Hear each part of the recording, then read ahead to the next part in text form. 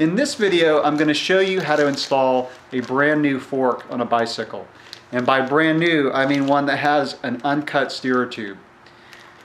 Installing a fork, especially when you include the headset, requires some of the most specialized tools of any kind of bike maintenance. So you're either going to need to make an investment in these tools or have access to them either through your local bike shop or a friend. Some of the things that you're going to need for this are: one, you're going to need a crown race setter. And I don't have one here because I did this job at my local shop, but I'll tell you where that comes into play in a minute. You're also going to need a cutting guide and a hacksaw to cut the steerer tube. You can also use a tube cutter like this and also a file to file off the rough edges. Now you can only use this if you have an aluminum steerer tube. If your fork has a carbon steerer tube, then you have to use a cutting guide and a hacksaw. You cannot use a tube cutter on a carbon steerer tube. If you have an aluminum steerer tube, most likely you're going to have what's called a star fangled nut that goes inside that holds your top cap.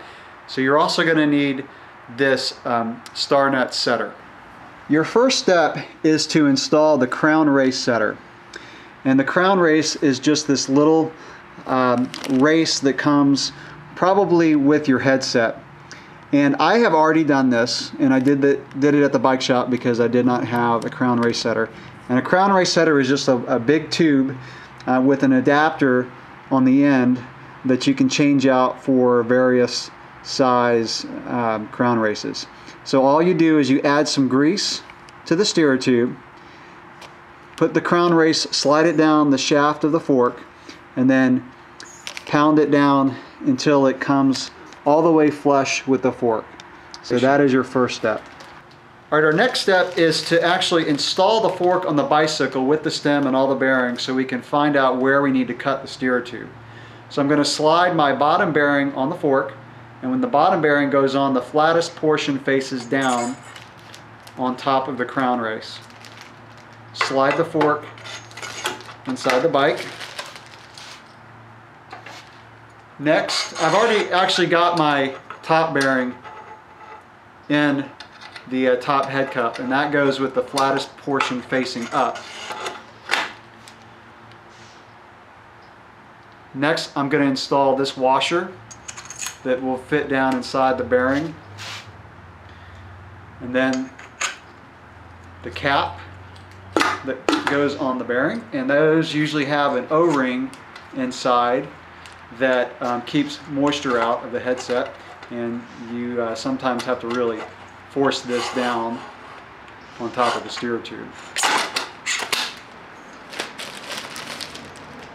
Okay, now I'm going to put on as many spacers as I think I'm going to need, and it's better to go with too many spacers than not enough. So I'm going to put on, for this bike, I'm going to do 3 spacers with the stem, of course.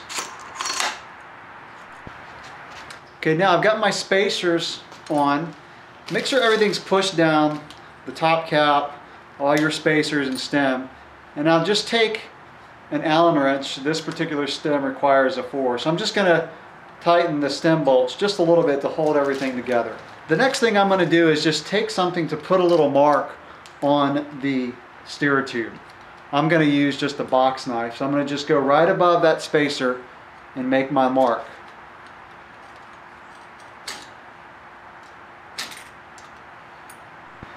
Okay, you can see that I have a mark here now on the steerer tube. And you've heard the expression measure twice, cut once, and this definitely applies to installing a fork. You really want to make sure everything is put together right.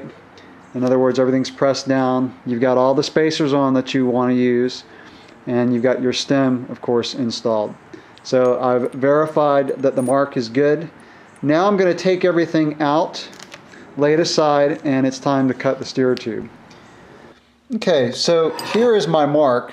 Now I'm going to put this in the cutting guide, but let me show you this first. Is when you actually do the cut, you want to cut about 2 to 3 millimeters below the mark. And the reason is, if you don't, the top cap, when you tighten it down, is going to bottom out on the fork and not tighten up the headset like you want. So you cannot cut right on the mark. You want to cut maybe, again, about 2 to 3 millimeters below that mark. Okay, I've got the fork in the cutting guide, and when you use a cutting guide, make sure you put the fork on the side that tightens down on top of the fork. That way, when your cut is made, the end will drop off and not your fork. Now, always use safety glasses whenever you're cutting. And when you're cutting carbon, wear a mask over your face because you do not want to breathe carbon dust. It's also a good idea to wrap a carbon fork in one layer of masking tape, or even painter's tape will work. That will keep the dust to a minimum and will also keep the carbon from fraying when you cut. Okay, I'm ready to cut. I'm going to put on my safety glasses.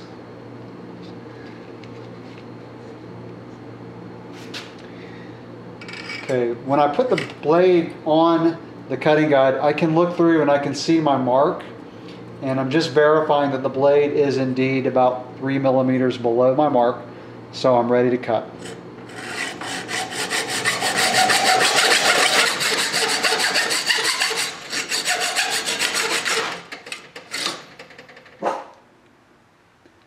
Okay, and there it is.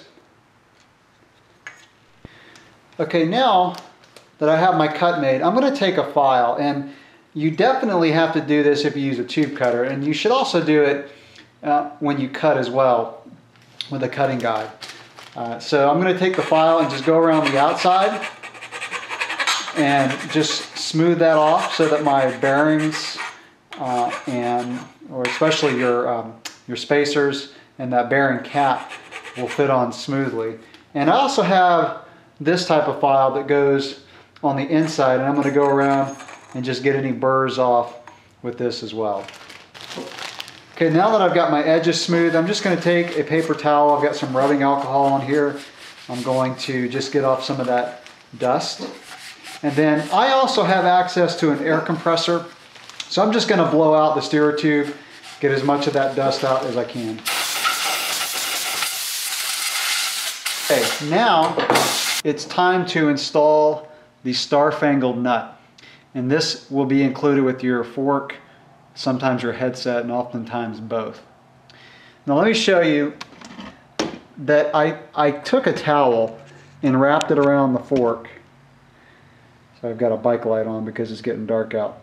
And the reason that I've done this is you don't want the installation of this to slip either with the hammer or actually have the star nut not go in and you drop the tool, because that would scratch your fork.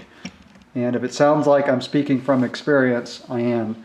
The last thing you want to do is scratch up your brand new fork before you even put it on the bike.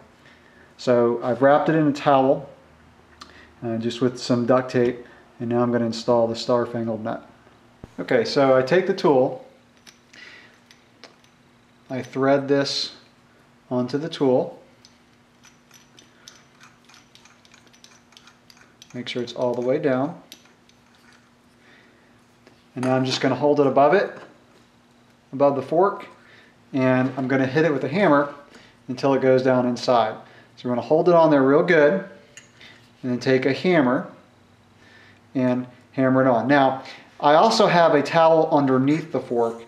Sometimes I'll even do this on the grass to avoid the bottom of the fork getting scratched on pavement. So you definitely want to put something very soft underneath.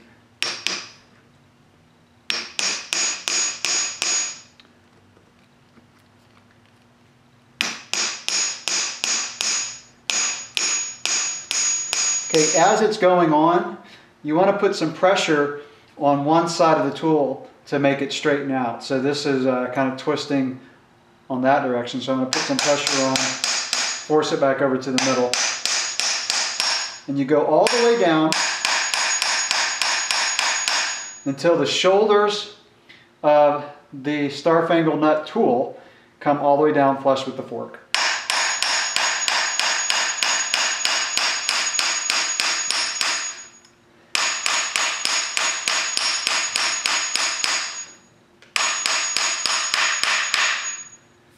Okay, so that's all the way in. And now I just twist the tool out and it unfits. Now I've got the star-fangled nut inside, and all it's time to do now is to put everything back together, back on the bike. Okay, got my bearings in, spacer, stem. I'm gonna take my top cap and thread that on. And I didn't show it in the video, but I had to take the fork back out and file the top of the steer tube a little bit more to, I couldn't feel it, but I guess there was a little bit of a burr that was preventing this bearing cap from going on. So, once I have the top cap in place, that's it for the fork installation. Now it's just time for this project to keep building the bike.